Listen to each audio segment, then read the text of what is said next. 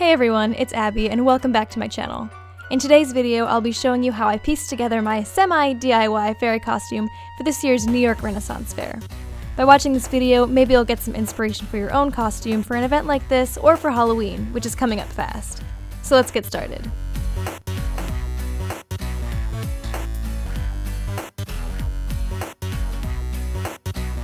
First, let's talk about my outfit. I tried my best to work with pieces I already owned.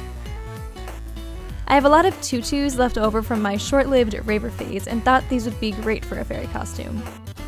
I layered this black tutu and this purple tutu and then carried that color scheme over to the rest of my outfit. On top, I wore this simple black crochet crop top. To get inspiration for any DIY costume, I'll sometimes stop by my local costume store to find any accessories that catch my eye. From Spirit Halloween, I picked up these awesome ivy leg wraps. The Halloween store also had this ivy boa and ivy crown that I thought would look great with the outfit, but they were a bit overpriced. So instead, I stopped by my local art shop and picked up an ivy garland, which was better quality and a bit cheaper. From the art store, I also picked up some purple paper flowers and some purple and green rhinestones. When making a DIY costume, I suggest having a color scheme in mind. My color scheme was black, green, and purple for a mystical forest fairy.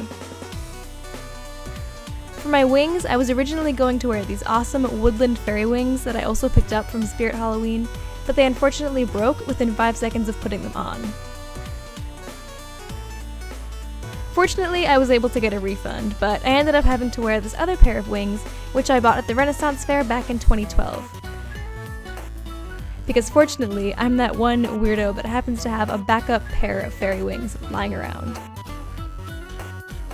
I took those paper flowers I bought at the art store and pinned them all over my costume. This helped transform my simple black top and plain tutus to create a more fairy-like look and to help tie my color scheme together. I used safety pins for easy application, which also allows me to remove the flowers later on if I want to reuse these pieces for another costume. If I had more time, I probably would have sewn them on. Under the leg wraps, I wore a pair of sheer, skin-tone tights for extra warmth since it was a bit chilly the day of the fair.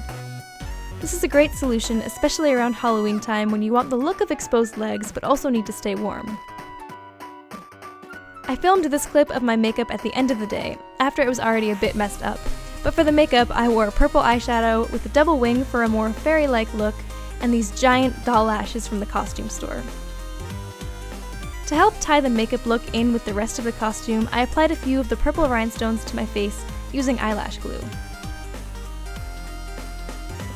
For my hair, I was stuck between this mint green wig and this purplish wig, but I ended up going with the purple one because I felt like purple hair went nicely with the hints of purple throughout the outfit. Plus, unfortunately, the greenish one looks a lot more wiggy in person than it does in photos, and it's a lot more difficult to manage. Ultimately, I didn't want to be worrying about my hair the whole time at the fair, so the wig I went with is called Angelica-PM by Noriko in the color Plumberry Jam LR, and hopefully it looked a lot more realistic than the green one. Finally, I topped it all off with this flower crown, which I also bought at the Renaissance Fair back in 2012.